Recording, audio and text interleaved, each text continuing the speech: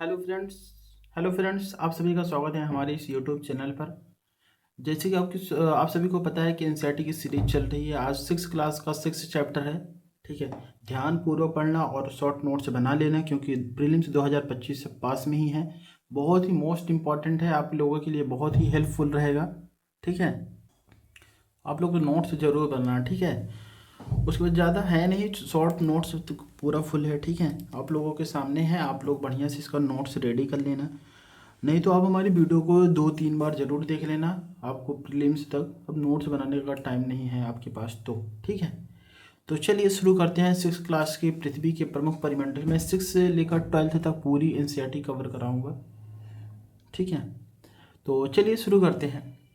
आपके सामने है कि क्या पूछ रहा है, इसको हम ड्राइंग ले लेते हैं।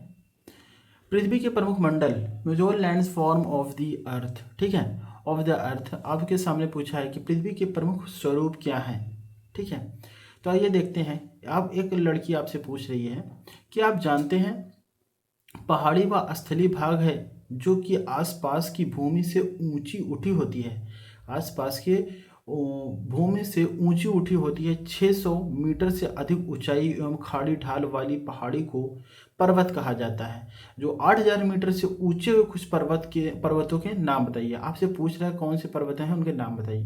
चलिए आगे शुरू करते हैं। ठीक है, पृथ्वी के स्वरूप के बारे में पूछा गया। पृथ्वी के स्वरूप होता है प्रमुख पर्वत हो गया, पठार हो गया, मैदान हो गया आदि। पृथ्वी पर लगातार होने वाली गतियों बलों का परिणाम है। जो पृथ्वी पर हमेशा कभी ना कभी गतियां होती रहती हैं, उन्हीं का ये प्रभाव है। ठीक है, ये तो पृथ्वी के स्वरूप हो गए। फिर उसके बाद आते हैं पहाड़ी पर। ठीक है, पहाड़ी पर सामान्यतः आसपास के धरातल से ऊंचा उठा भाग को पहाड़ी कहते हैं। आपसे पूछ सकते हैं पहाड़ी किसे कहते हैं, तो पहाड़ी आप बता सकते हैं सामान्यतः आसपास के जो धरातल हैं से जो भी ऊंचा उठा भाग होगा उसे पहाड़ी कहते हैं। ठीक है,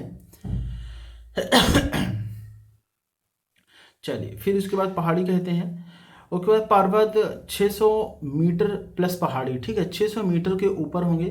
ठीक है, पर्वत जो 600 मीटर से प्लस होंगे, ठीक है, उसे पहाड़ी। ठीक है, फिर उसके बाद स्थल संधि, दो जलाशयों का अलग तथा दो स्थलों को जोड़ने वाले को जलाशय संधि कहते हैं। ठीक है, स्थल संधि कहते हैं।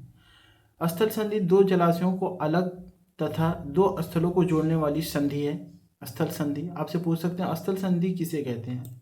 ठीक है, यूपीएससी नहीं पूछ सकते, आपसे क्वेश्चन पूछ सकते हैं कोई भी। फिर उसके बाद आ जाता है जल संधि किसे कहते हैं। दो स्थलों को अलग व दो जल राशियों को जोड़ने वाली को जल संधि कहते हैं।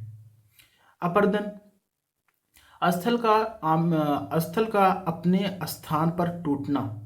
स्थल का अपने ही स्थान पर टूटना उसे अपरदन कहते हैं। ठीक है, निक्षेपण किसे कहते हैं, निक्षेपण जमाव को कहते हैं। पर्वत, पर्वत 3 प्रकार के होते हैं। आप सभी को पता होगा कि पर्वत 3 प्रकार के होते हैं।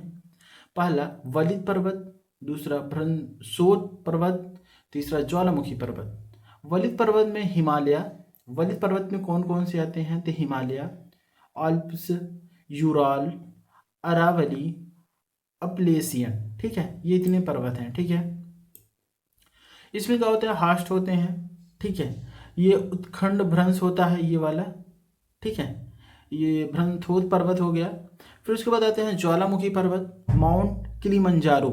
ज्वालामुखी पर्वत होते हैं जिसमें जिन पर्वतों से ज्वालामुखी का उद्गार होता है। ठीक है, जिन पर्वतों से ज्वालामुखी का उद्गार होता है। ठीक, फिर उसके बाद ज्वालामुखी पर्वत में माउंट किलिमंजारो जो कि अफ्रीका में है, एक फ्यूजियामा जो कि जापान में है। ठीक है,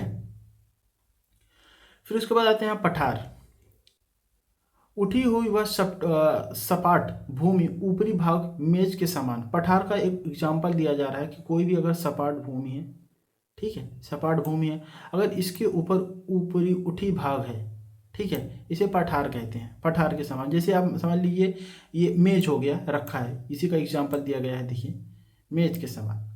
तिब्बत का पठार विश्व का सर्वाधिक ऊंचा पठार है। आपसे पूछ सकते हैं कि पठार विश्व का सर्वाधिक ऊंचा पठार कौन सा है, तो आपको बताना है कि तिब्बत का पठार है। ठीक है, पठार खनिज से भरपूर होते हैं।